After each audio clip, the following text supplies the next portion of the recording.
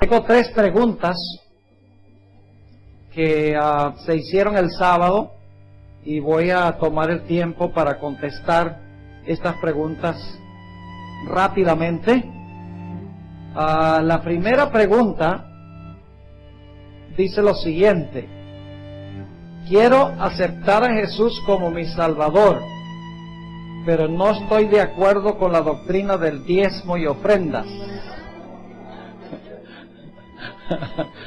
Bueno, en realidad, si amamos a Jesús, vamos a obedecer lo que Jesús enseña en su palabra, porque Jesús es la palabra de Dios y está muy claramente revelado en el Nuevo Testamento que el diezmo es parte del plan de Jesús. Por ejemplo, Jesús dijo: diezmáis la menta, el eneldo y el comino, y dejas lo que es más grave de la ley, la justicia, el juicio y la fe. Luego dice: es menester hacer esto sin dejar de hacer lo otro. Es decir, se necesitan las dos cosas. Y el apóstol Pablo, quien fue llamado por Jesús en el camino a Damasco, dijo en 1 Corintios 9 que los que trabajan del Evangelio vivan del Evangelio, como los sacerdotes en el sistema levita vivían del altar y vivían del templo. Y en el Antiguo Testamento los sacerdotes vivían del diezmo. Así que el apóstol Pablo dice: así también ordenó el Señor que los que anuncian el Evangelio, que vivan del Evangelio. Es inconcebible que Dios le hubiera pedido más al pueblo de Israel que lo que nos pide a nosotros hoy en día. Que a Israel le pedía diezmos y ofrendas y hoy no nos pide nada. Eso es inconcebible. Así que en realidad, si amas a Jesús y quieres seguir los pasos de Jesús, vas a querer diezmar y ofrendar más aún de lo que hacía el pueblo de Israel. Y el pueblo de Israel entregaba el 33% de sus entradas al Señor. 33%. Así que nosotros no podemos hacer menos que eso, por lo menos esa cantidad. ¿Perdón? Oh, no puedo tomar el tiempo para explicarlo ahora porque tenemos un tema que estudiar. Ok. Otra pregunta, esta la voy a contestar rapidito. ¿Quiénes son los hijos de Dios? De Job 38 y el versículo 7. Ahí se mencionan 2 grupos. Se mencionan las estrellas del alba y los hijos de Dios. Las estrellas del alba representan ángeles. En lenguaje simbólico, estrellas significan ángeles. Los hijos de Dios, y esto nada más van a tener que aceptarlo por fe, al menos que consiguen el cassette en la serie número 33 que está en la lista.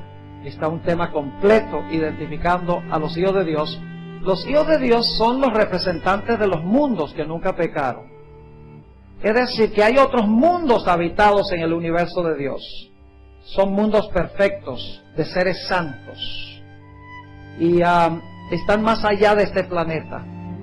La Iglesia Adventista no es la única que tiene ese concepto. Aún Billy Graham, el más grande evangelista en los últimos 50 años, ha escrito repetidas veces que él cree que en el universo hay muchos otros mundos habitados con seres que nunca pecaron. Así que hay muchos teólogos que creen eso, no solamente adventistas. Así que los hijos de Dios que se mencionan allí son los representantes de los mundos que nunca pecaron. Y la razón por la cual en Job va Satanás entre los hijos de Dios es porque Satanás le había robado este planeta a Adán. Originalmente Adán era el representante de este mundo cuando Dios lo creó.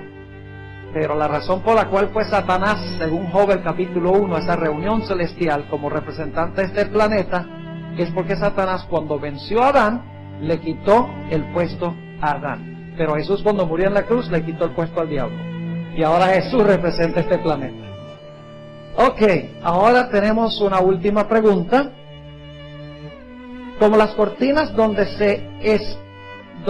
se asperjaba la sangre no olía mal y causaba que los moscos vinieran. Indudablemente que sí. No dice la Biblia. Ni la Biblia dice cómo olía ese velo. entre el lugar santo y el lugar santísimo. Ni tampoco dice cómo se lavaba el velo. Pero si la experiencia nos enseña algo, es que la sangre en un desierto caliente hiede y a lo mejor trae moscos.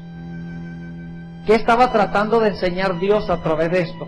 Que la sangre llevaba el registro del pecado, porque se trasladaba el pecado a la víctima, luego se sacrificaba a la víctima y la sangre llevaba el pecado. Así que Dios estaba tratando de enseñar que el pecado es, ¿qué cosa?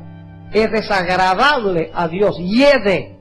Por eso dice que vuestros pecados han llegado hasta el cielo. Así que no sabemos exactamente lo que se hacía con la cortina, pero durante el transcurso de un año tiene que haber olido terriblemente. Es cierto, esta es una cuarta, pero está en la misma hoja. ¿Es cierto que Jesús perdió su omnipresencia al encarnarse como humano? No, Jesús no perdió su omnipresencia. El Señor Jesucristo escogió voluntariamente limitar su omnipresencia. Es decir, escogió desde cuando se encarnó nunca usar más su omnipresencia, ni su omnisciencia, ni su omnipotencia. Es decir, Jesús ha adoptado la naturaleza humana para siempre, no solamente durante el tiempo que pasó en esta tierra, sino para siempre. Jesús ha escogido no usar sus poderes divinos. Les doy una ilustración para que podamos entender, y es una ilustración tal vez no tan perfecta, pero por lo menos nos ayuda a pensar de este asunto. Es, por ejemplo, como si Superman existiera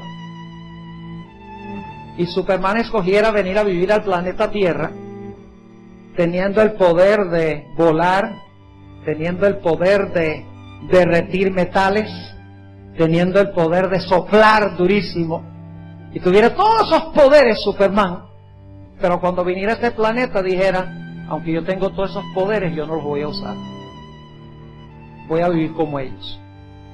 Así es con Jesús. Jesús tenía todos esos poderes, los tiene todos esos poderes, pero ha escogido entregarlos en manos de su Padre, no usarlos, porque Él escogió vivir como uno de nosotros.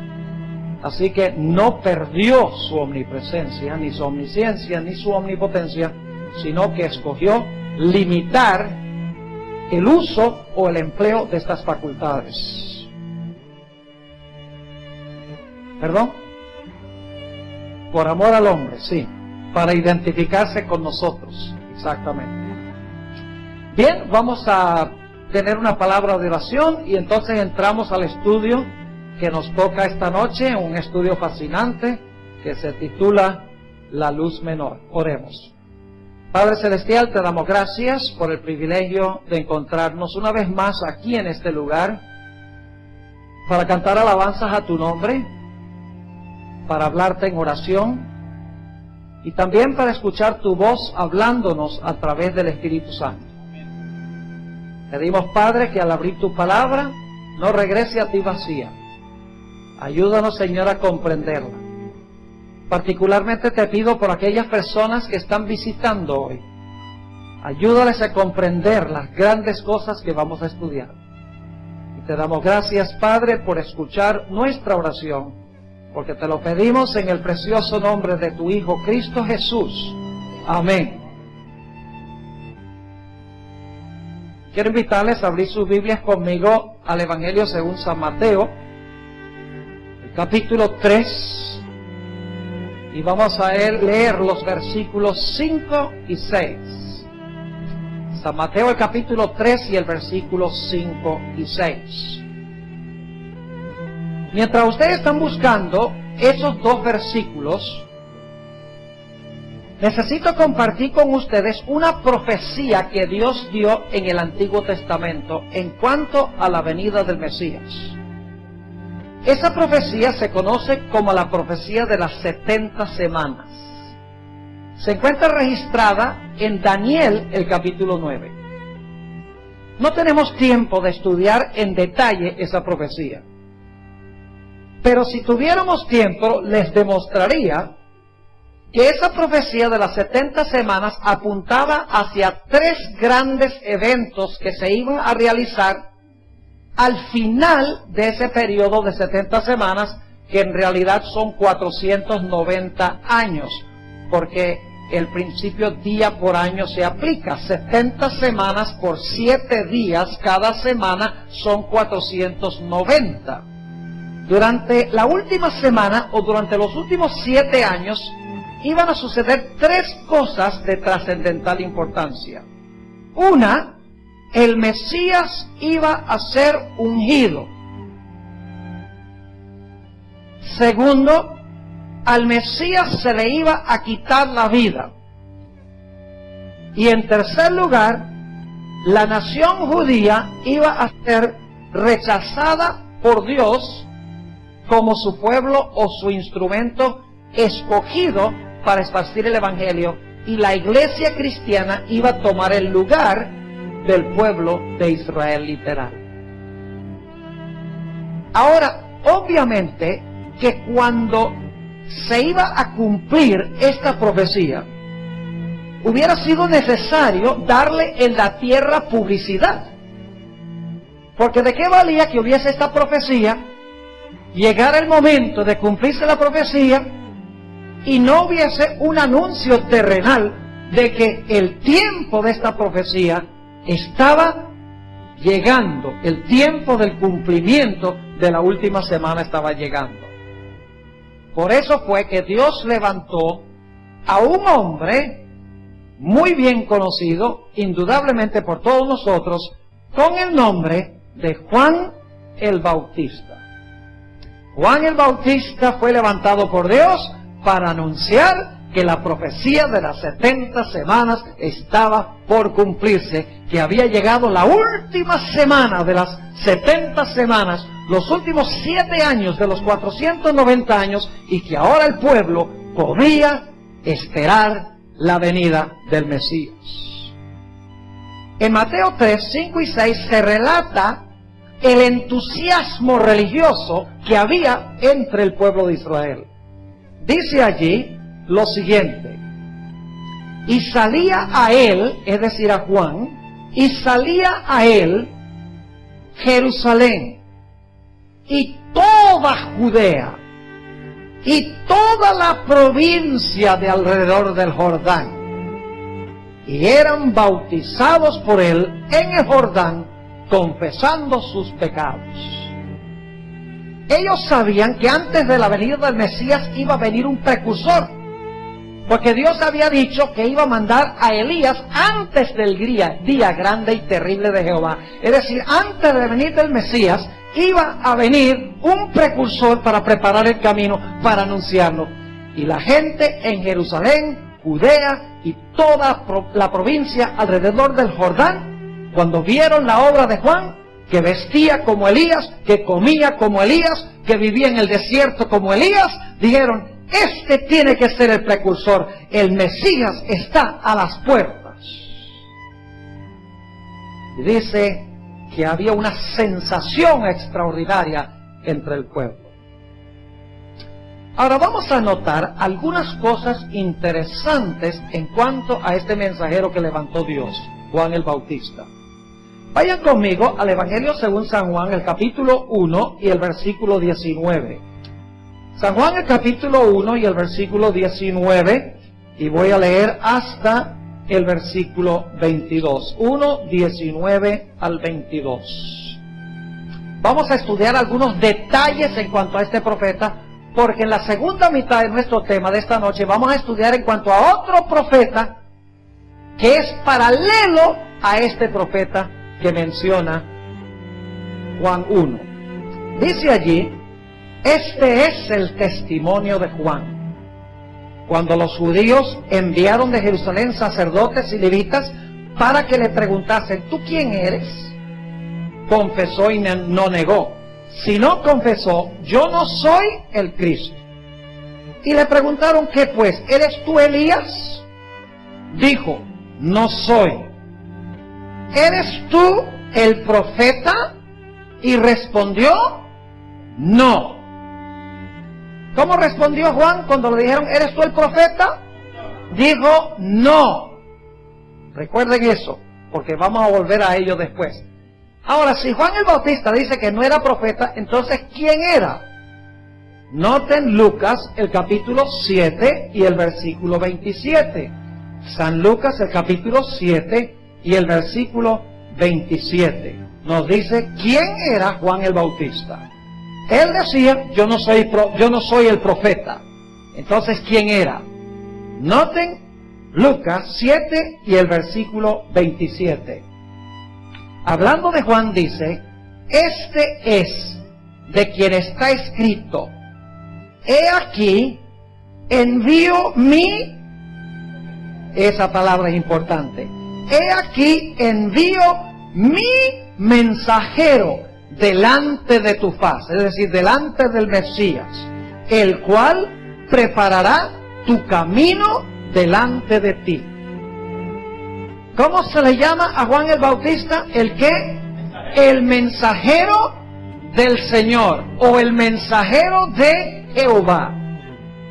Le preguntan, ¿eres el profeta? No, pero según esta profecía que viene de Malaquías 3, nos dice que Juan el Bautista era el mensajero que Jehová iba a enviar para preparar el camino para la primera venida del Señor Jesús.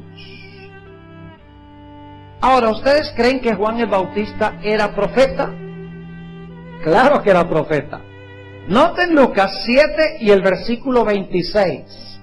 Aquí está hablando Jesús. ¿Mas qué salisteis a ver? ¿A un profeta? Pregunta Jesús. Sí, os digo, y más que un profeta. ¿Qué era Juan? No solo un profeta, sino que era más que un profeta. Es decir, Juan el Bautista dice, yo no soy el profeta. La Biblia lo llama el mensajero del Señor. Pero encontramos que Jesús dice que no era un mero profeta, sino que era más que un profeta. Ahora vamos a Juan, el capítulo 5 y el versículo 31. Y quiero que noten aquí que Juan tenía una función muy especial. Juan 5 y el versículo 31, y vamos a leer hasta el versículo 33, y hay una palabrita que se usa vez tras vez en estos versículos. Dice en el versículo 31, hablando Jesús, si yo doy testimonio acerca de mí mismo, mi testimonio no es verdadero. Otro es el que da testimonio acerca de mí, y sé que el testimonio que da de mí es verdadero. Vosotros enviasteis mensajeros a Juan, y él dio testimonio de la verdad. Pregunto, ¿tenía Juan el testimonio de Jesús? Claro que sí. Su propósito era dar testimonio en cuanto al Señor Jesús. Es decir, tenía el testimonio de Jesucristo. Otro detalle interesante en cuanto a Juan es que Juan, según la Biblia, nunca hizo un milagro. Noten San Juan, el capítulo 10 y el versículo 41 y 42. San Juan 10 y el versículo 41 y el versículo 42. Y qué lindo es escuchar las páginas de la Biblia. Somos el pueblo del libro. Puede ser que ya no traigamos a la iglesia el himnario, pero por lo menos la Biblia debemos traerla.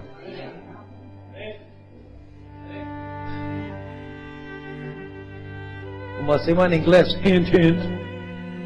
Y muchos venían a él y decían, Juan, a la verdad, ninguna señal hizo. ¿Juan qué? Ninguna señal hizo. Pero todo lo que Juan dijo era, ¿qué cosa? Verdad. No hizo milagros, pero lo que habló fue ¿qué? Verdad.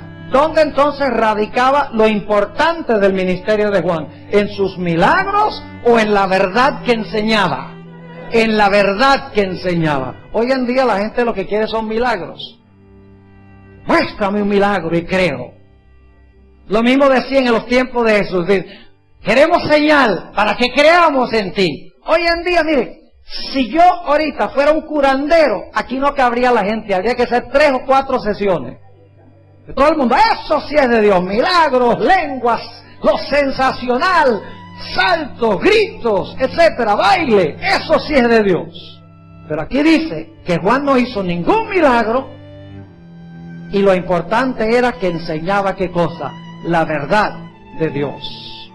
Ahora vamos a San Juan, el capítulo 1, San Juan, el capítulo 1, y quiero leer los versículos 6 al 8. San Juan 1 y el versículo 6 hasta el versículo 8. Dice aquí, hubo un hombre enviado de Dios, el cual se llamaba Juan. Este vino por testimonio, otra vez la misma idea. Este vino por testimonio para que diese testimonio de la luz, a fin de que todos creyesen por él. No era él la luz. ¿Juan era la luz? No, Juan dice que no era la luz, sino para que diese ¿qué? Testimonio de la luz. Juan no era la luz, pero Dios lo levantó para dar testimonio de la luz. Pero ahora quiero que vayamos a San Juan el capítulo 5 y veamos algo muy interesante. Juan 5 y el versículo 35. Juan 5 y el versículo 35. Vamos a encontrar que Juan sí era una luz. No era la luz, pero era una luz. Dice Juan 5 y el versículo 35, hablando de Juan, y Jesús está hablando aquí, él era ¿qué? Antorcha. ¿Qué era Juan? ¿La antorcha da luz? Sí. ¿Da la luz como la luz del sol? No. ¿Qué clase de luz es? Es una luz menor, claro que sí. Él era antorcha que ardía y alumbraba. Y vosotros hicisteis regocijados por un tiempo en su luz. Y ahora noten el versículo 36. Juan era la luz menor, pero el propósito por el cual Dios lo levantó era para dar testimonio ¿de qué? De la luz mayor. ¿Y quién era la luz mayor? Jesús. Dice en el versículo 36 Jesús, mas yo tengo ¿qué cosa? Mayor testimonio que el de Juan, porque las obras que el Padre me dio para que cumpliese, las mismas obras que yo hago, dan testimonio de mí, que el Padre me ha enviado. Es decir, Dios levantó a Juan como una luz menor para llevar a los hombres y a las mujeres a la luz mayor. Y la luz mayor es Jesús. Porque Jesús dice, yo tengo mayor testimonio que el de Juan. Ahora repasemos lo que hemos estudiado. Juan se levanta cuando está terminando la profecía de las 70 semanas. El propósito es apuntar hacia el hecho de que viene el Mesías. Hay un gran despertar religioso entre el pueblo de Dios. Le preguntan si es el profeta, dice no. Entonces, ¿quién? El mensajero del Señor. Pero Jesús dijo que no era solo un profeta, sino que era más que un profeta. Y tenía el testimonio de Jesucristo. Nunca hizo un milagro. No era la luz, pero era una luz menor cuyo propósito era conducir a la luz mayor. Pero ahora tenemos un problemita. ¿Saben que había también otra luz menor que llevaba a la luz mayor fuera de Juan? ¿Había otra luz menor? Sí. Vayan conmigo a Juan el capítulo 5 y el versículo 39 y 40. Juan 5 y el versículo 39 y 40. Vamos a ver cuál era la otra luz menor. Es decir, dos luces menores dan testimonio de Jesús. Exactamente. Nota lo que dice Juan 5 y el versículo 39. Jesús dice, escudriñad las Escrituras. Una mejor traducción sería, escudriñáis las Escrituras. Es decir, ustedes escudriñan, ustedes estudian las Escrituras. Ahora escuchen. Porque a vosotros os parece que en ellas tenéis la vida eterna, y ellas son las que dan testimonio de mí. ¿Qué otra fuente dio testimonio de la luz mayor? Las Escrituras. ¿Cuáles Escrituras? En este tiempo no había Nuevo Testamento. En realidad está hablando en este momento del ¿qué? Del Antiguo Testamento. Noten lo que dice el versículo 40. Versículo 40. Dice Jesús, a pesar de que las Escrituras dan testimonio de mí, dice, no queréis venir a mí para que tengáis ¿qué? Para que tengáis vida. Vamos al versículo 45. Versículo 45. Jesús dice, no penséis que yo voy a acusaros delante del Padre. ¿No creen que yo soy el acusador aquí? Hay quien os acusa, Moisés, en quien tenéis vuestra esperanza. Porque si creyeseis a Moisés, me creeríais a mí, porque de mí escribió él. ¿De quién dio testimonio Moisés? Entonces Moisés también era una luz menor que llevaba a la luz mayor. ¿Sí? ¿Juan era una luz menor para llevar a la luz mayor? Claro que sí. E inmediatamente nos preguntamos, ¿para qué Dios levantó a Juan el Bautista como una luz menor si ya había las Escrituras que era una luz menor? Les voy a explicar. Es porque durante un periodo que se conoce como el periodo intertestamental, ese es el periodo entre el último profeta del Antiguo Testamento, que fue Malaquías, alrededor del año 425 a.C., y cuando aparece Juan el Bautista. Durante ese periodo no hubo voz profética en Israel. Hubo silencio profético en Israel. Y durante ese tiempo entraron muchas costumbres y prácticas no bíblicas que no estaban de acuerdo con el Antiguo Testamento al pueblo judío. Durante ese tiempo entraron todas esas leyes en cuanto a la observancia del sábado, que no están en la Biblia, pero que fueron inventadas por los rabinos. Durante ese tiempo penetró entre los judíos la doctrina de la inmortalidad del alma, la idea de que el alma del hombre no muere, sino que cuando muere el alma sale volando y se va a otra esfera. Durante ese tiempo entraron una serie de tradiciones que no estaban en armonía con la Biblia, que extraviaron al pueblo de Dios de la palabra de Dios. Y por lo tanto, Dios levantó a Juan el Bautista para apuntar hacia la Biblia, hacia la otra luz, para que la gente pudiera ver en las Escrituras el cumplimiento de las profecías en Cristo Jesús. ¿Saben ustedes que Juan el Bautista no enseñó ni una sola doctrina nueva? Todo lo que enseñó Juan el Bautista ya estaba en el Antiguo Testamento. Por ejemplo, cuando Jesús vino al Jordán para bautizarse, Juan el Bautista dice, he aquí el Cordero de Dios que quita el pecado del mundo.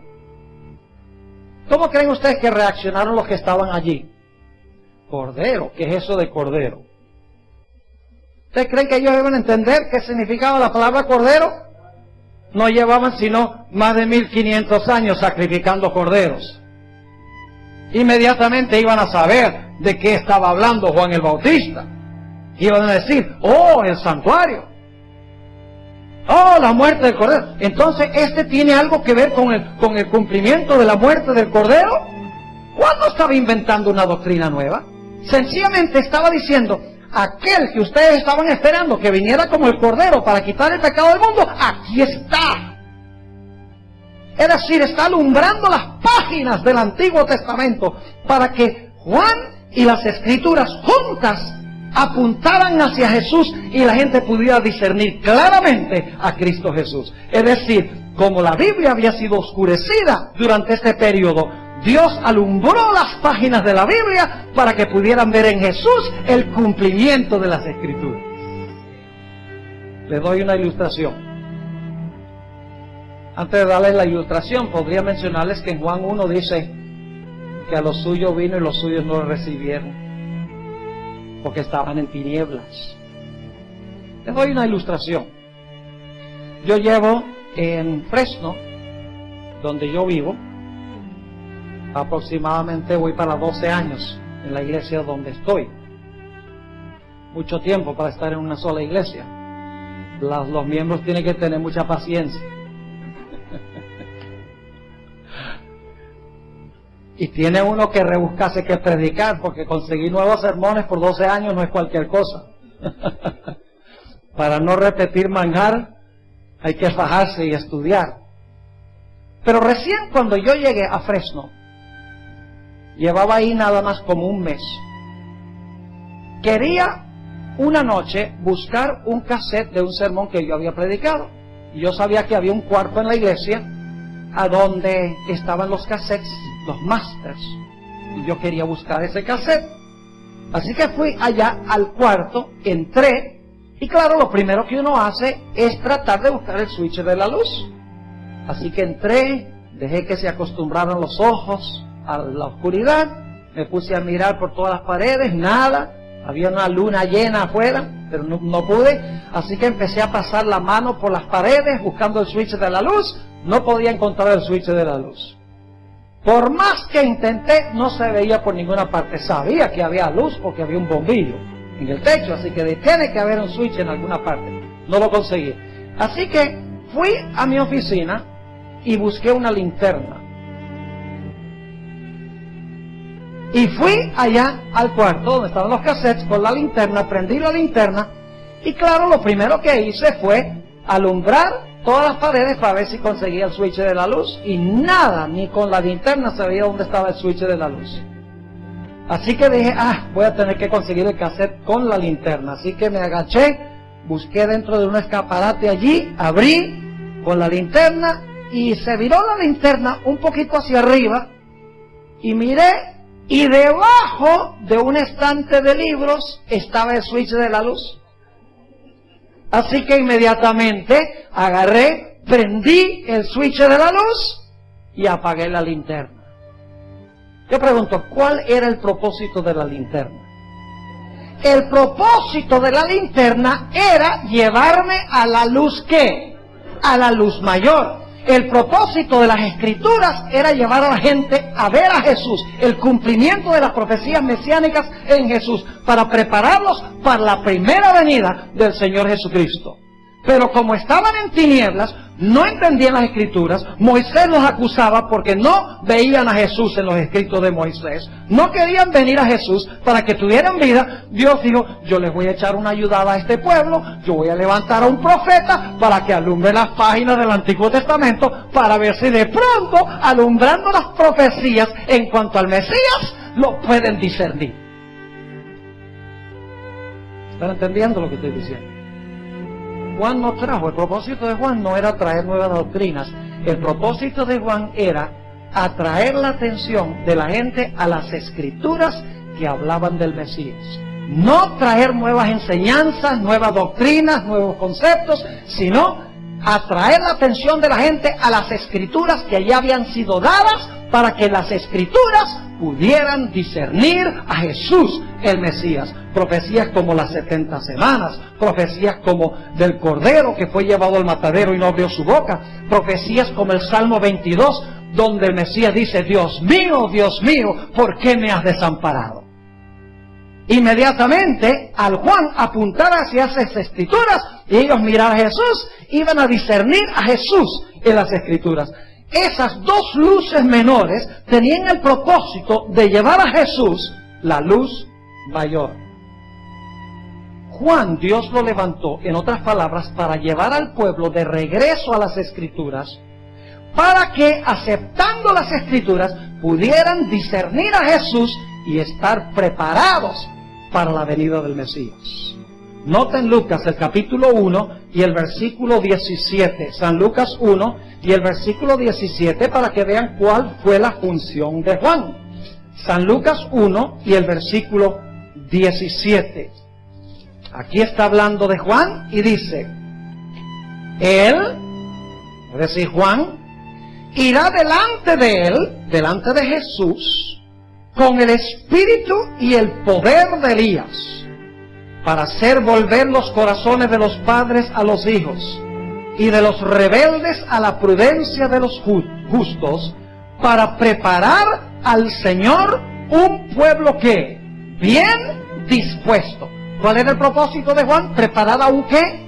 A un pueblo bien dispuesto para recibir ¿a quién? Al Mesías. Iba a ir delante del Mesías para preparar al pueblo para recibirlo. Juan también vino para restaurar todas las cosas.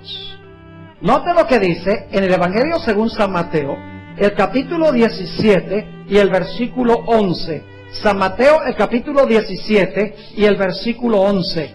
Vino a restaurar todo lo que había sido derribado durante el período intertestamental. Dice en San Mateo, el capítulo 17 y el versículo 11, respondiendo Jesús les dijo, a la verdad, Elías viene primero, y luego ¿qué dice?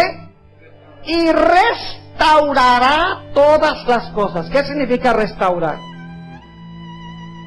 Restaurar significa inventar algo nuevo, algo que nunca se ha visto, algo que nunca se ha oído. Eso es restaurar. No, restaurar es colocar de nuevo en su lugar aquello que se ha olvidado, aquello que la gente no comprende, aquello que la gente ha enterrado debajo de un montón de error. Es decir, el propósito de Juan era restaurar todo lo que había sido derribado, de tal manera que la gente pudiera estar preparada para recibir al Mesías. Y claro, todo el mundo quería a Juan. El pueblo de Israel, a quien Juan fue enviado, ¡wow!, la gente lo quería con todo el corazón. Los líderes religiosos decían, este hombre de Dios, hay que recibir al Mesías. ¿Fue así? No, como todos los profetas, el mismo pueblo a quien fue enviado Juan lo odiaba, especialmente los ministros de la época y los teólogos de la época, en el mismo pueblo de Dios. Vamos a leer algunos textos, San Mateo el capítulo 11 y el versículo 18, para que vean cómo trataron a Juan el Bautista. San Mateo el capítulo 11 y el versículo 18. Dice aquí, porque vino Juan, que ni comía ni bebía, y dicen, demonio tiene. Vaya, qué forma de recibir a un profeta, ¿verdad? No comía ni bebía, es decir, era temperante, y decían, este tiene un qué, tiene un demonio. Noten Lucas 7, 29 y 30, Lucas 7 y el versículo 29 y 30, un texto también que habla de cómo trataron a Juan. Dice allí en el versículo 29, y todo el pueblo y los publicanos, cuando lo oyeron, justificaron a Dios bautizándose con el bautismo de Juan. Fíjese, los que lo recibieron fueron los publicanos, los desterrados de la sociedad, que los judíos no querían para nada. Hoy diríamos los mundanos, los paganos, les gustaba escuchar a Juan. ¿Y qué de los teólogos y los pastores de la época? Versículo 30. Más los fariseos eran como los ministros de la época, y los intérpretes de la ley, que eran los teólogos de la época, desecharon los designios de Dios respecto de sí mismos, no siendo bautizados de Juan. ¿Dónde radicaba el problema? No tanto con el pueblo, sino con los ministros y con los teólogos. Vamos a un texto más. Mateo 17 y el versículo 12 y 13. Mateo 17 y los versículos 12 y 13. Aquí está hablando Jesús. Y fíjense lo que dice Jesús. Mas os digo que Elías ya vino. ¿Y cómo lo trataron? ¿Y qué? Y no lo conocieron, sino que hicieron con él todo lo que quisieron. Es decir, lo trataron como les vino en gana. Y ahora escuchen bien. Los que trataron a Juan así, también rechazaron a Jesús. Si usted rechaza la luz menor, ya sea la Biblia o ya sea la luz menor que apunta a la Biblia, va a terminar rechazando a Cristo. Porque dice aquí, nuevamente, en el versículo 10, en el versículo, ¿qué dije yo? En el versículo 12, dice, mas os digo que Elías ya vino y no le conocieron, sino que hicieron con él todo lo que quisieron, así también el Hijo del Hombre padecerá de ellos. Entonces los discípulos comprendieron que les había hablado de Juan el Bautista. Ahora escuchen lo que les voy a decir. Juan el Bautista no era perfecto. Ningún profeta era perfecto. Ningún profeta era omnisciente. Los profetas crecieron con el transcurso del tiempo en su conocimiento, a medida que Dios les revelaba su voluntad. Es decir, el profeta no lo sabía todo el día que Dios los llamó. Con su trayectoria Dios les iba revelando la verdad y cada vez la verdad era más y más clara. Tomemos por ejemplo el caso de Juan cuando empezó a predicar en Mateo el capítulo 13. Juan dijo, he aquí el Cordero de Dios que quita el pecado del mundo. No tenía ninguna duda. No dice, este podría ser el Cordero de Dios. No, dice, este es el Cordero de Dios que quita el pecado del mundo. Es más, Juan el Bautista no entendía bien que la venida del Mesías iba a tener dos etapas. La primera etapa, su primera venida para morir, y su segunda venida para reinar, destruir a los impíos y establecer su reino eterno. Juan el Bautista no entendía la idea de que el Mesías iba a tener dos reinos. Por lo menos cuando Dios lo llamó al comienzo. Porque en su sermón dice, que seguro está en su mano y cosechará su era. Y el trigo reunirá al alfolí y la paja la quemará ¿en qué? En el fuego que no se apaga. Es decir, para él, cuando viniera el Mesías, iba a destruir a los impíos e iba a salvar a los judíos que eran sinceros y que recibían al Mesías. Pero luego, Juan el Bautista fue a parar a la cárcel. Y Juan el Bautista empezó a tener dudas. Empezó a preguntar, ¿será este de verdad el Cordero de Dios? Como que no cuadra con la idea de que va a quemar a todos los impíos, porque dice, si te pegan en la mejilla derecha, voltea a la izquierda. Si te dice, camina 2 millas, ve con él 2. Si te dice, dame la capa, dale la camisa también. Amad a vuestros enemigos. No cuadra con el Mesías que yo conozco de las profecías. Y por lo tanto, manda a sus discípulos con un mensaje para Jesús. Y el mensaje es, lo pueden encontrar la historia en Mateo 11, dice, ¿eres tú el Mesías o hemos de esperar a otro? Y van los discípulos de Juan a Jesús y le hacen la pregunta. Juan manda a decir, ¿eres tú el Mesías o hemos de esperar a otro? Jesús no les contestó, si ustedes leen el relato, sino que Jesús hizo que se quedaran ahí todo el día.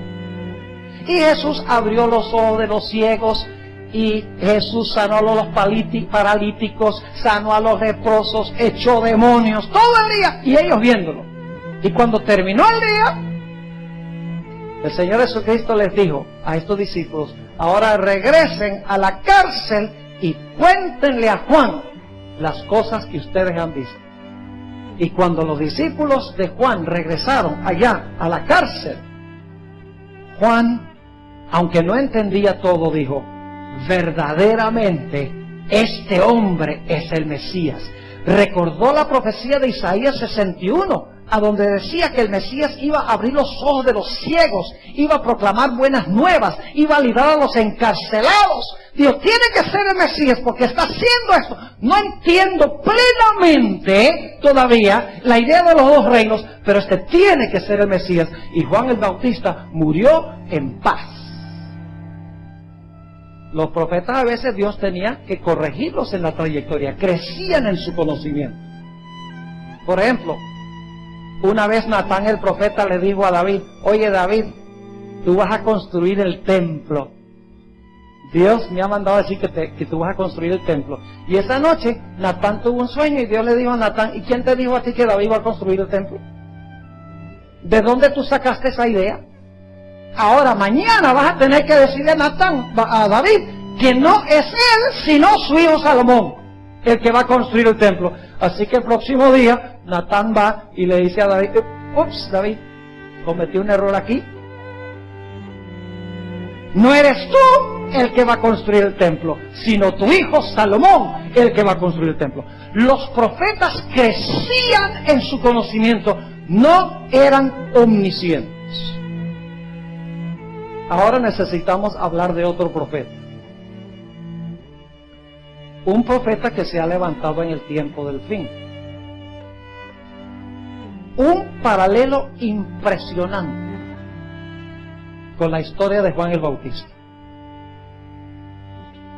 Fíjense qué interesante que este profeta del cual vamos a hablar también se levantó en medio de un gran despertar religioso.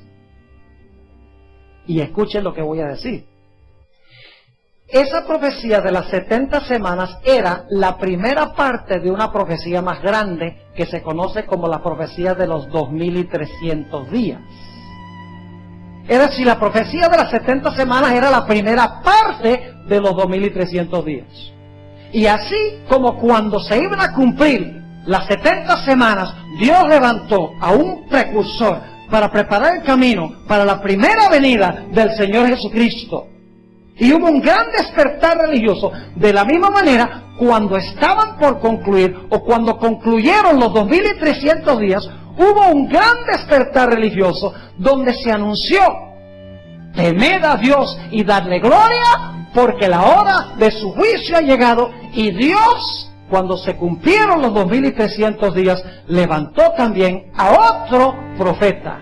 La misma profecía, pero la profecía en su final de los 2300 días. Esta persona a quien me refiero ha sido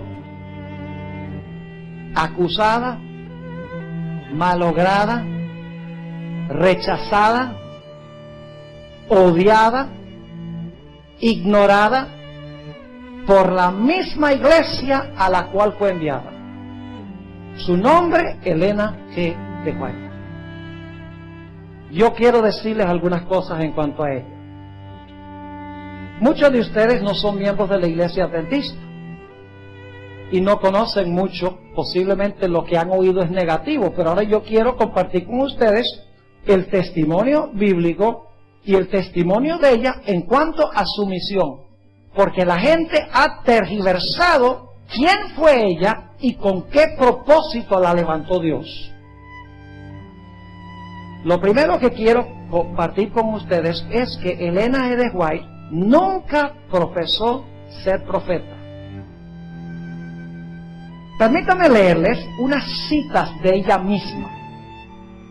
Y enseguida van a empezar a captar un interesante paralelo. En su libro, Mensajes Selectos, tomo 1, página 40, dijo ella esto. Está hablando de un discurso que dio en una iglesia en Michigan, en Battle Creek, Michigan. Dice: durante el discurso dije que no pretendía ser profetisa. Algunos se sorprendieron ante esta declaración. Y como mucho se está diciendo acerca de esto, daré una explicación. Otros me han llamado profetisa, pero nunca pretendí ese título. No he sentido que era mi deber designarme así. Los que osadamente pretenden que son profetas en este nuestro día son con frecuencia un reproche para la causa de Cristo. En Mensajes Selectos, tomo 1, la página 39, declaró esto: la última vez que estuve en Battle Creek, dije delante de una gran congregación que no pretendía ser profetisa. 2 veces me referí a este asunto con el propósito de hacer cada vez esta declaración. No pretendo ser profetisa. Si digo algo diferente a esto, entiendan todos ahora que lo que quería decir era que no pretendo el título de profeta o profetisa. Igual que Juan el Bautista dijo, yo no pretendo ser ¿qué? Profetisa. Entonces, ¿quién era? Mensajes Selectos, tomo 1, la página 40. Ella no está haciendo este paralelo conscientemente. Esto yo lo estudié, vi los paralelos, lo investigué y lo junté. Pero ella está diciendo esto inconscientemente. Ella no está haciendo la conexión con Juan el Bautista. Dice Mensajes Selectos, tomo 1, la página 40. Nunca he pretendido ser profetisa. Si otros me llaman así, no les discuto. Pero mi obra ha abarcado tantos aspectos que no puedo llamarme sino mensajera, enviada para dar un mensaje del Señor a su pueblo y para ocuparme de cualquier actividad que Él me señale. En Mensajes Selectos, tomo 1, la página 36, dijo ella esto. Algunos han tropezado en el hecho de que dije que no pretendía ser profetisa y han preguntado, ¿por qué? No he tenido otra pretensión, sino la de que se me ha indicado que soy la mensajera del Señor, que Él me llamó en mi juventud para ser su mensajera, para recibir su palabra y dar un mensaje claro y decidido en el nombre del Señor Jesús. Así que le preguntan, ¿eres profeta? No. Entonces, ¿quién? La mensajera del Señor. ¿Ustedes creen que ella era profetisa? Ella era más que un profeta. Noten esta cita, Mensajes Selectos, tomo 1, página 40. Dice ella, mi obra incluye mucho más de lo que indica ese nombre. ¿Qué dijo Jesús de Juan? ¿Que era qué? Mucho más que un profeta. Dice, mi obra incluye mucho más de lo que indica ese nombre. Me considero a mí misma como una mensajera a quien el Señor le ha confiado mensajes para su pueblo. En la página 40 y 41 del mismo libro, Mensajes Selectos, tomo 1, dice, mi misión abarca la obra de un profeta, pero no termina allí. Abarca mucho más de lo que puedan imaginar las mentes de los que han estado sembrando semillas de incredulidad. En la página 37 también dijo, ¿por qué no he pretendido ser profetisa? Porque en estos días muchos que osadamente pretenden ser profetas son un reproche para la causa de Cristo. Y porque mi obra incluye mucho más de lo que significa la palabra profeta. Vaya interesante. Ahora yo pregunto, ¿Elena White tenía el testimonio de Jesucristo? Vayan conmigo a Apocalipsis 12, 17. Esto es después de los 1260 años, de los cuales hablamos el sábado en la tarde. Terminan en 1798. Fíjense, Apocalipsis 12, 17, la característica que va a tener el pueblo remanente de Dios en los últimos días.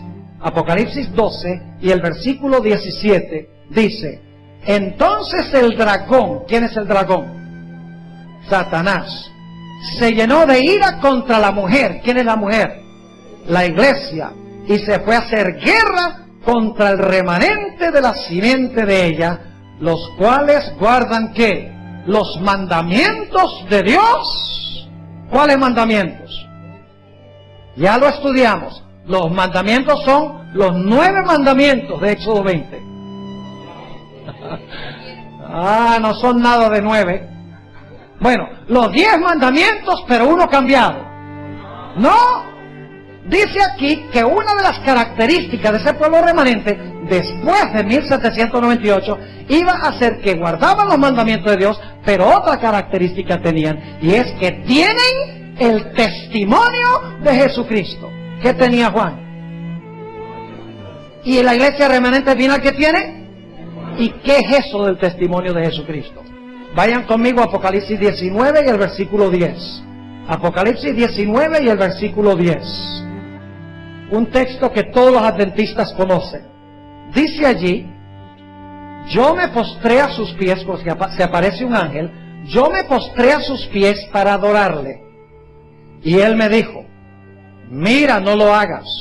Yo soy consiervo tuyo y de tus hermanos que retienen el testimonio de Jesús. Adora a Dios, porque el testimonio de Jesús es el espíritu de la profecía. ¿Qué es el testimonio de Jesús? ¿El espíritu de qué? ¿Saben por qué se le llama el espíritu de profecía? Porque la profecía es uno de los dones del Espíritu Santo. Espíritu de profecía significa que es el don de profecía concedido por el Espíritu Santo. Es decir, que la iglesia remanente también iba a tener el testimonio de Jesucristo, igual que tenía Juan.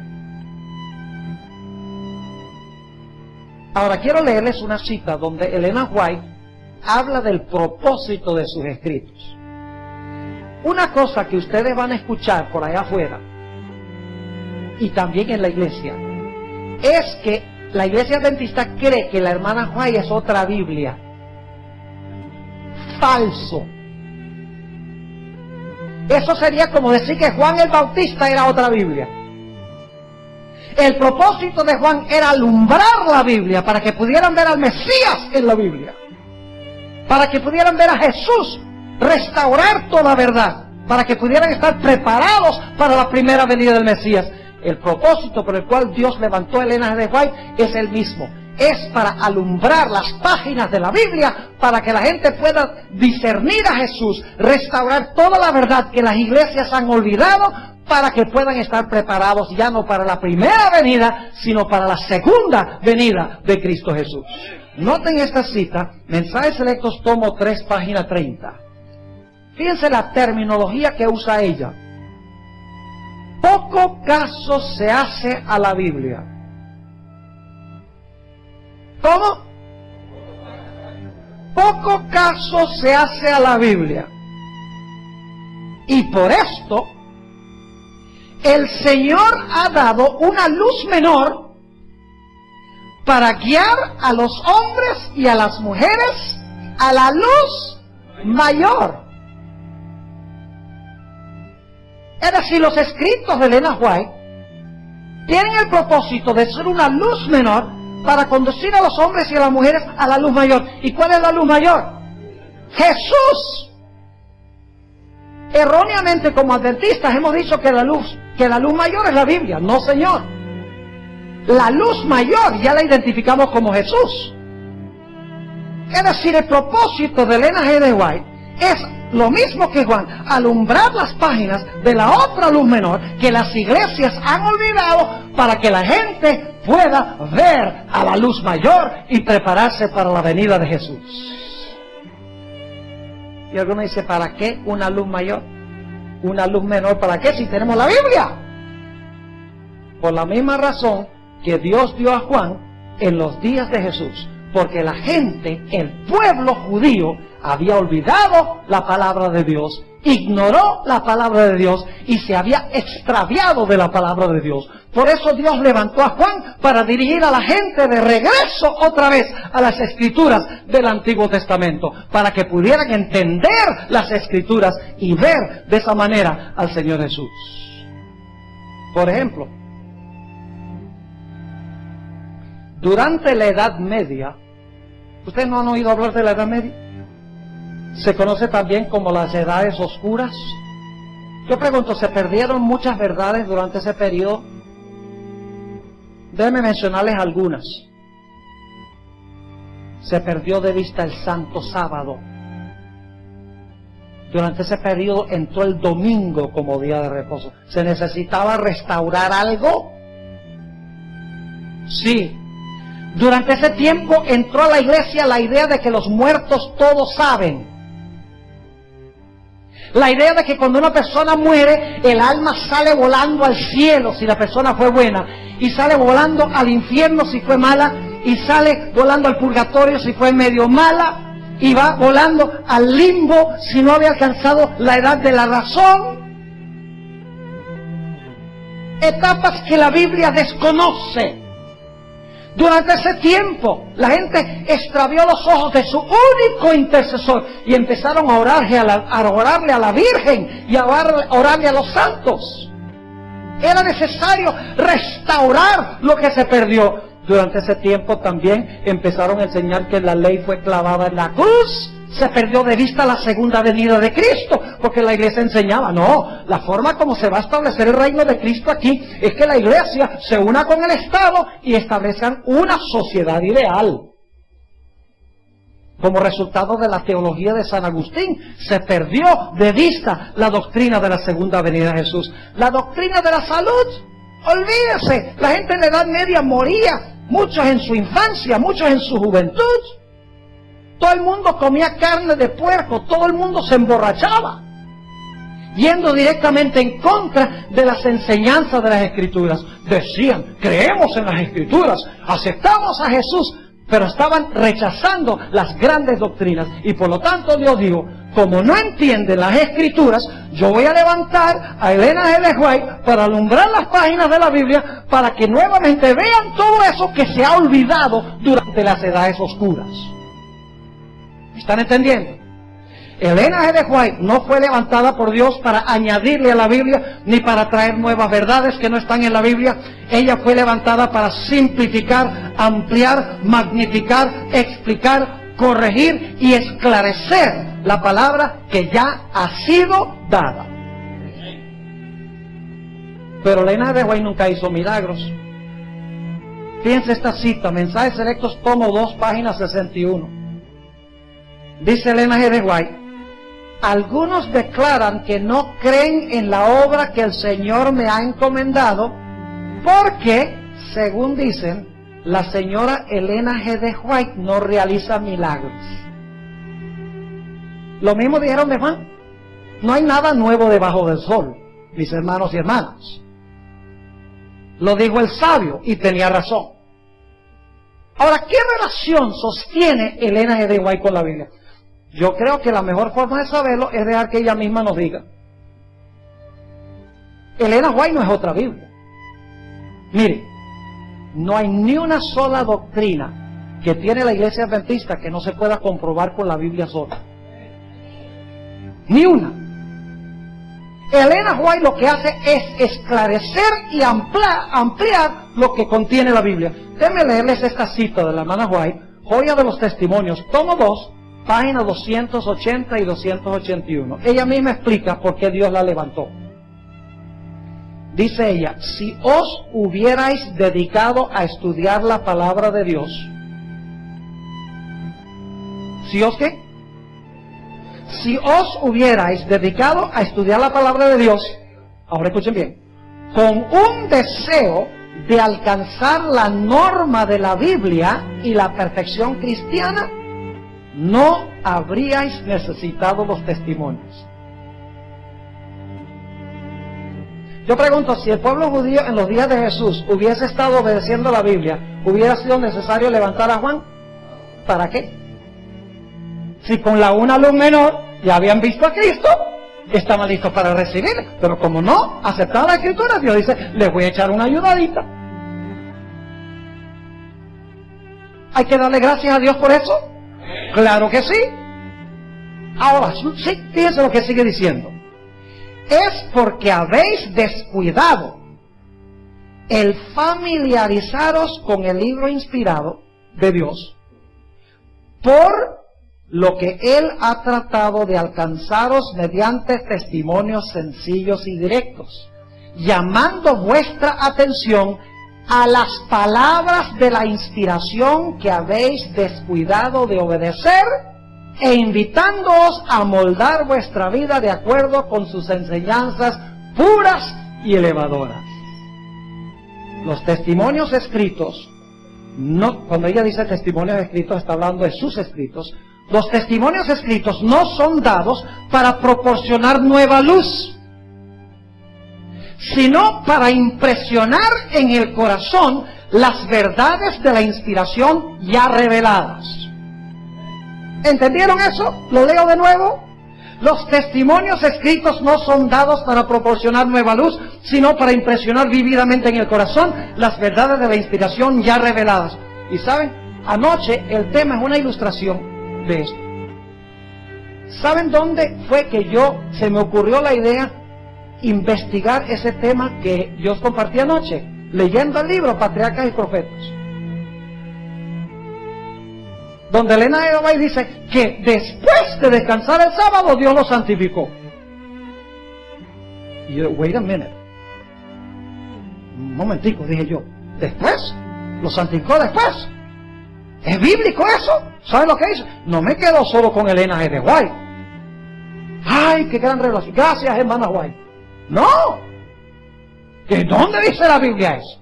Ella me despertó la inquietud. Y cuando me despertó la inquietud, ¿a dónde fui? A la Biblia, para descubrirlo en la Biblia. Esa es la forma como debemos manejar el espíritu de profecía. Dice ella, el deber del hombre hacia Dios y sus semejantes ha sido especificado distintamente en la palabra de Dios. El deber del hombre hacia Dios y sus semejantes se revela claramente en la Biblia, dice ella. Sin embargo, son pocos entre vosotros los que obedecen a la luz dada. No son sacadas a relucir verdades adicionales, sino que Dios ha simplificado por medio de los testimonios las grandes verdades ya dadas, y en la forma de su elección las ha presentado a la gente para despertar e impresionar su mente con ellas, como hizo con Juan, a fin de que todos quedasen sin excusa. Les doy un ejemplo. Una vez estaba yo teniendo una campaña en la ciudad de Albuquerque, Nuevo México. Estaba manejando un lugar, tenía puesto una emisora cristiana.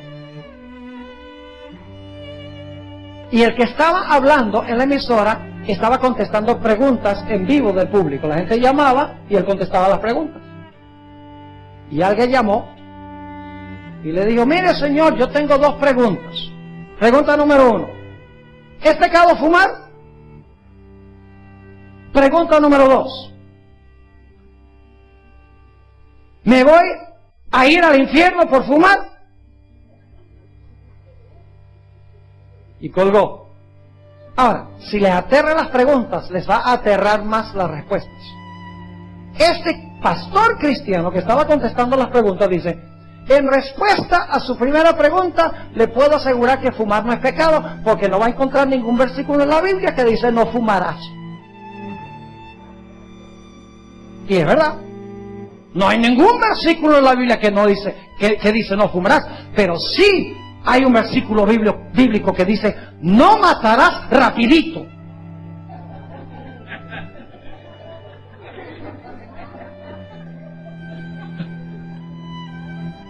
¿No?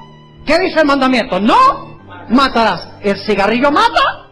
Sí, mata despacio, pero mata. Así que si tú fumas y te estás matando, estás quebrantando la ley de Dios. Y la paga del pecado es muerte, mis hermanos y hermanas. Pero lo que más me aterró fue la respuesta a la segunda pregunta. Dice, y en cuanto a si Dios te va a mandar al infierno por fumar, dice que va, más rápido vas a llegar al cielo, porque más rápido te mueres.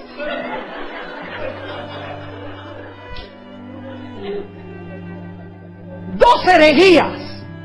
Primero, que no hay que cuidar la salud, aunque la Biblia dice que nuestro cuerpo es templo del Espíritu Santo.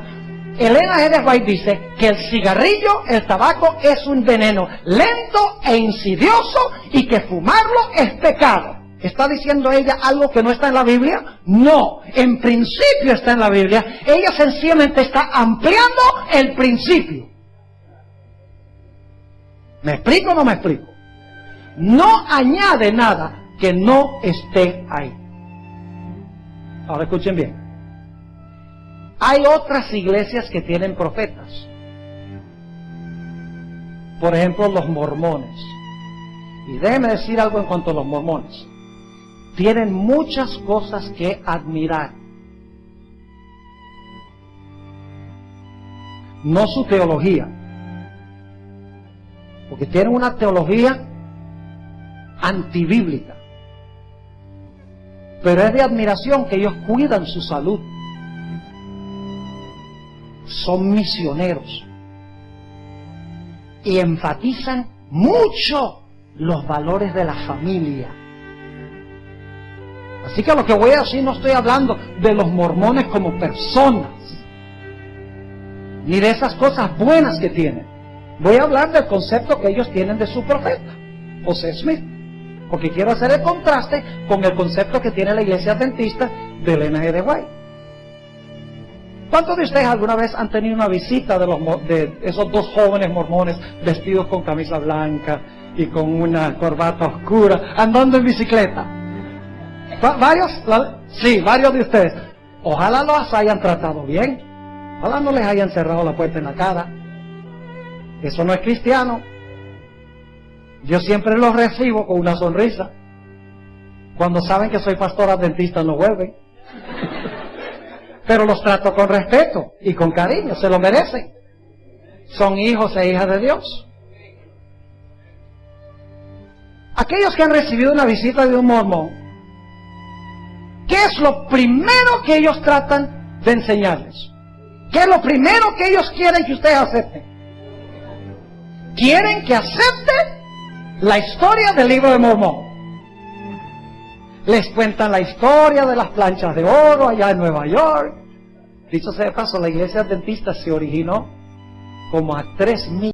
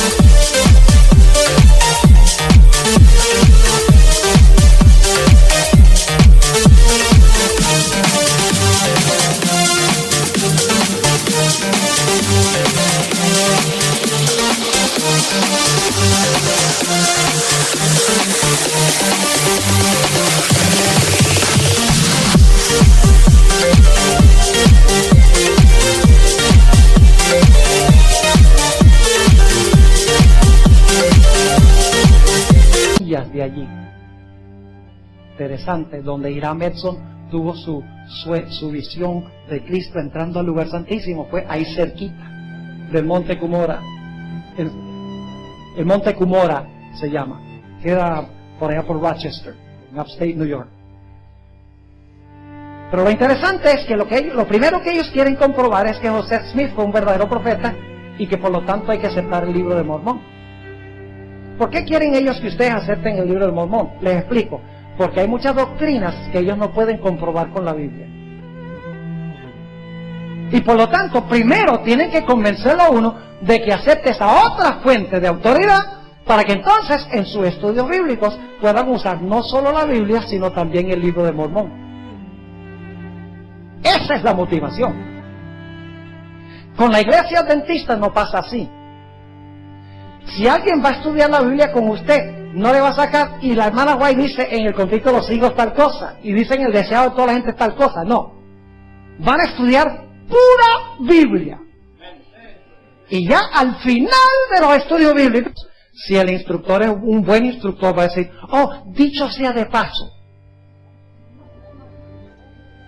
tenemos en nuestro medio un profeta que amplía, esclarece, simplifica lo que hemos estudiado.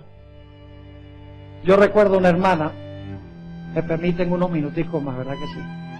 Que no siempre me tendréis con vosotros.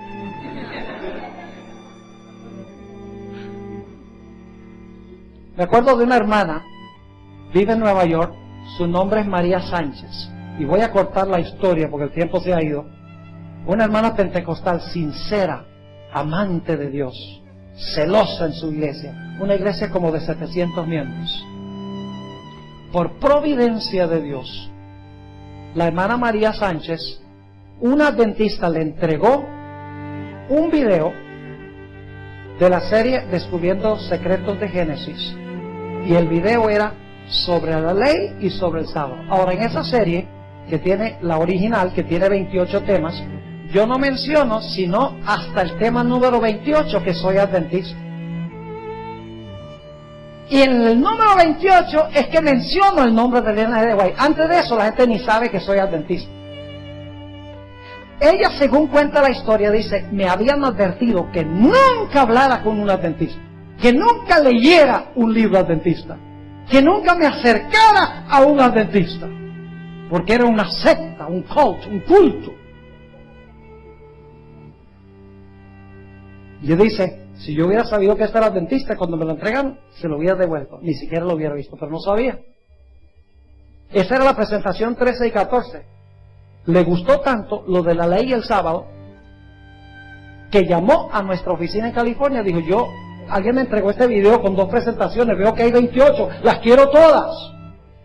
¿Cómo las consigo? Les explicamos. Las compró, se las enviamos. No sabíamos que nada de esto estaba pasando. Ella no se identificó cuando llamó, dijo que nada más la quería. Pues resulta que ella vio todas las presentaciones.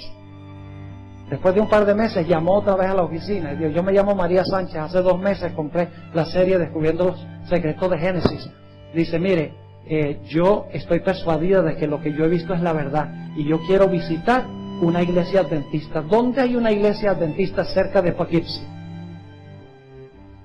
El hermano que está parado ahí en la puerta se puede identificar con esto que estoy contando. Yo tuve una experiencia parecida a esta.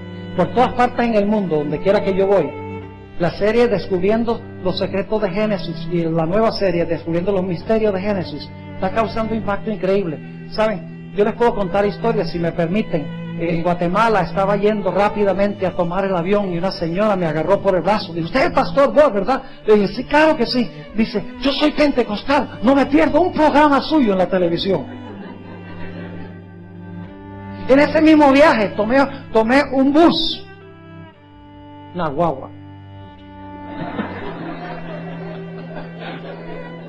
Y que habla puertorriqueño aquí también. Un camión.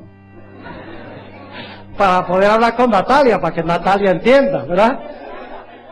Tenía que viajar desde Panamá, la capital, hasta Chiriquí, David, que queda en el occidente de Panamá. Y llegué como a las 6 de la mañana, esto fue hace como año y medio. Y cuando llegué a la estación de bus y estaba esperando que sacaran la maleta, yo veía que este hombre estaba en el terminal y me estaba mirando así. Yo digo, ¿será un atracador o qué? Lo primero uno piensa en lo negativo. Y de repente viene el Señor y me dice, usted es el pastor, ¿verdad? Sí, claro. Dice, mire, yo no soy adventista, pero yo no me pierdo un programa suyo en televisión. Dice, yo creo el sábado, yo creo que lo que usted enseña es la verdad. No era adventista.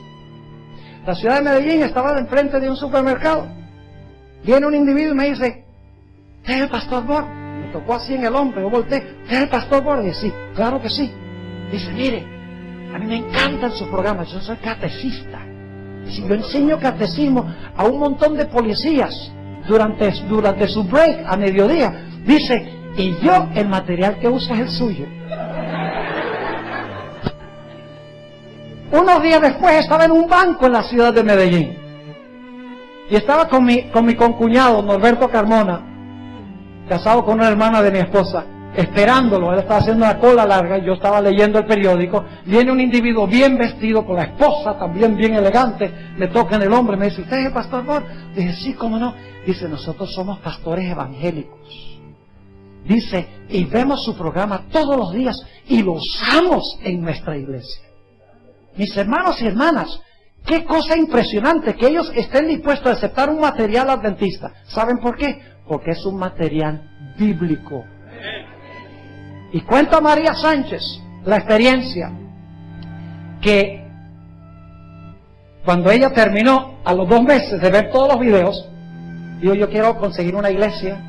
Y llamé yo al pastor, en ese tiempo no me acuerdo cuál era el nombre del pastor, pero llamé, la volví a llamar a ella, le di la dirección de la iglesia.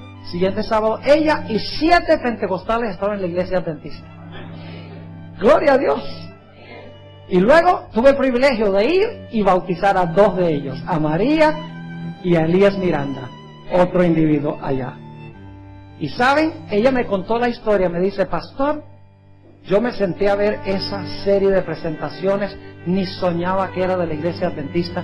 Dice, las vi toditas, llegué a la número 28, y entonces usted dice que es adventista. Y uso las palabras de él y dice, oh, I'm in trouble now. Dice, pero pastor, no podía negar la verdad bíblica. Tenía que aceptar la verdad. La desterraron de la iglesia, la han tratado de conseguir otra vez porque es directora de jóvenes, predica, hace obra misionera, es una mujer supremamente activa, aún predica en algunas iglesias pentecostales, donde la invitan. Ella aceptó la verdad no por Ellen G. White, sino aceptó la verdad por lo que enseña la Biblia. Ahora escuchen bien. Ellen G. White no fue perfecta. Ellen G. White creció en su conocimiento. Por ejemplo, cuando ella recién Dios la llamó, ella dijo que en 1844 se había cerrado la puerta de la gracia para el mundo.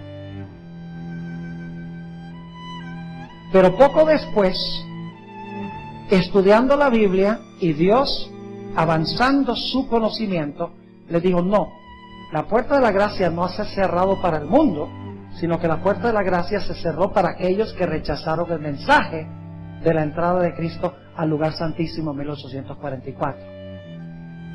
Y ella en sus escritos al principio dice que la puerta se había cerrado, pero luego Dios la avanza en su conocimiento para ampliar un poco más ese concepto original que ella tenía. Y usted dice, entonces no puede ser profeta. Entonces Juan el Bautista tampoco puede ser profeta, porque les pasó lo mismo, creció en su conocimiento. Es injusto leer lo que la hermana White escribió primero y no tomar en cuenta la luz que Dios le siguió revelando en el transcurso del tiempo. Y algunos la critican por tonterías. Por ejemplo, la hermana White una vez tuvo una visión de un hospital donde el doctor, que era el doctor Kellogg, estaba cobrando una cantidad exorbitante a un paciente, porque le cobraba a los ricos mucho para entonces tratar gratis a los pobres, el estilo Robin Hood, ¿verdad? Y la hermana White tuvo una visión.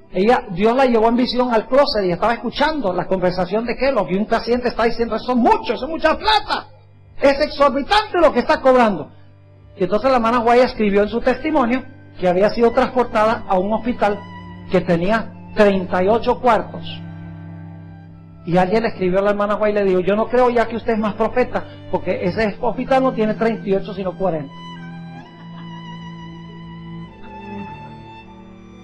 ¿Y acaso uno de los evangelistas no dice que había un endemoniado y el otro dice que había 2?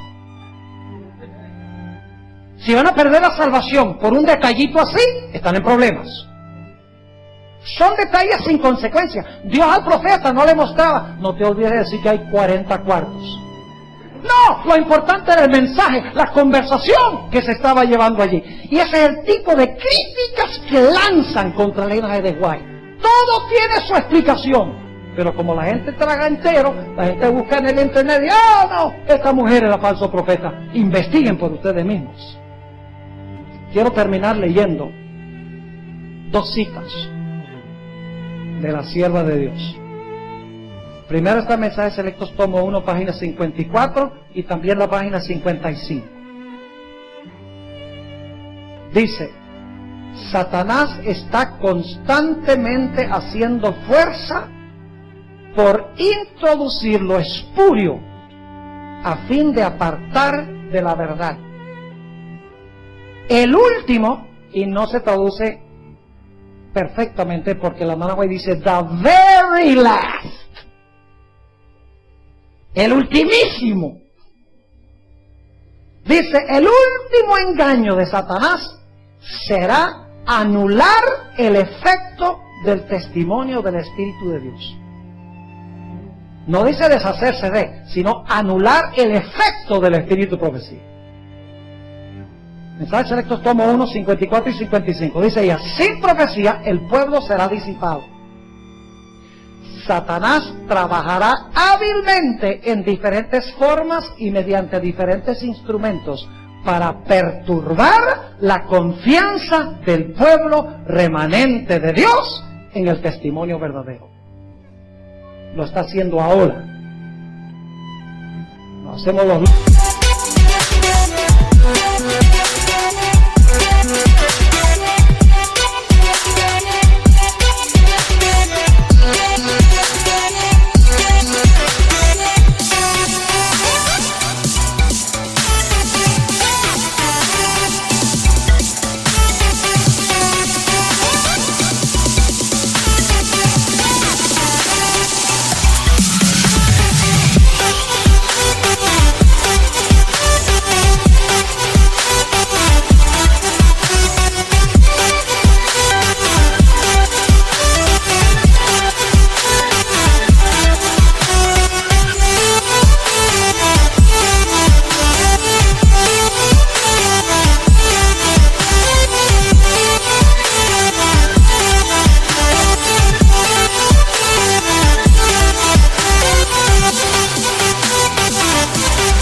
La hermana Juan habla de la música,